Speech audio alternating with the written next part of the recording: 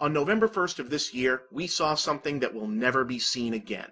Most people won't notice it, others didn't care.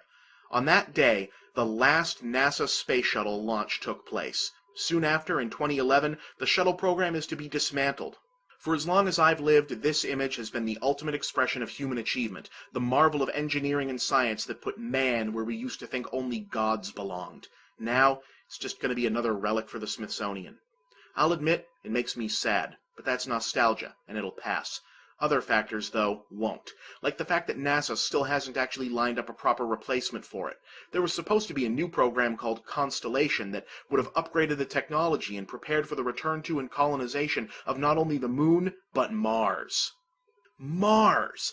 Sounds fantastic, sounds awesome, sounds like the stuff of dreams, sounds like... It's probably not going to happen. When the U.S. government announced its 2011 budget proposals, one of the big changes included canceling Constellation altogether, and while President Obama immediately tried to walk it back and gave a big speech about recommitment and private sector involvement, the writing is pretty much on the wall. Right now, the folks with the keys to the money bin don't see space exploration as a priority. Yuck. Forget about sad and way past mad. That just straight up pisses me right the off.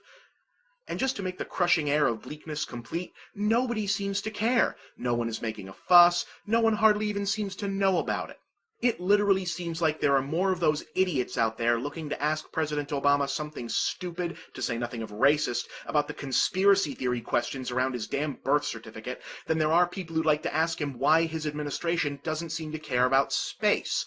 Way to go, humanity, and American culture in particular, the logical next big step in our evolution of civilization, and we've relegated it to the when I get around to it pile. It's enough to make me almost glad that Arthur C. Clarke, Gene Roddenberry, Isaac Asimov, Forrest Ackerman, and all the other nerd gods who lived their whole lives dreaming of such things aren't around to see this. What would our excuse be? Oh, gee, outer space? Sorry, man, we let it kinda slide. All the scientists have been busy making the MP3 player gradually more compact. Pathetic. Fine, yes, NASA was never the be-all, end-all. Plenty of other nations aren't ignoring this field, and frankly, if India or China or whoever has the foresight and fortitude to do the right thing and keep moving forward, they deserve to get wherever there is first. My vague patriotic pride can take the hit. And yeah, private investors and corporate science will be all over this in the absence of a robust space program. Overall, that's a good thing. Although it does mean that when we finally do make first contact, the aliens won't be met by a respectable starship crewed by a cross-section of the very best and brightest humanity have to offer, but instead will come upon the USS Mountain Dew, crewed by a cross-section of human worthlessness picked by some damn reality show. But whatever. Nothing's perfect. I guess I can live with that, too. I'm quite sure, incidentally, that right now there's no shortage of bleeding hearts who are wondering exactly why I get so broken up at all about any of this. I can hear them now, as I've heard them for years. Space travel is just an expensive hobby. We have so many problems we haven't fixed here yet. How can we justify spending billions on rockets and science experiments when there are so many poor and hungry people still on Earth?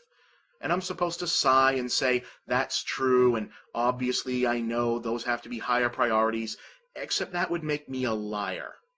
Yes, I want to do what I can to feed the hungry and help the sick and so on, but if we're being truth or dare, warts and all, soul-bearing honest here, well, if a genie showed up and handed me two choices, peace on Earth or cities on Mars within my lifetime, well, folks, I don't think my answer would be the one that wins me a Miss America crown.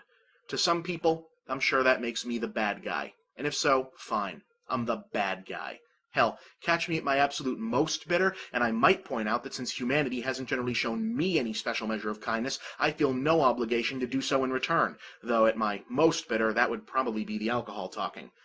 I don't know. I just wish it didn't seem like I was the only person who still looked up at the stars and saw the future instead of a screensaver. What happened to us? Did it take too long? Did we all just get bored? Good Lord, people, do you realize how grim a given situation is when I'm less jaded than everyone else? I'm Bob, and that's the big picture.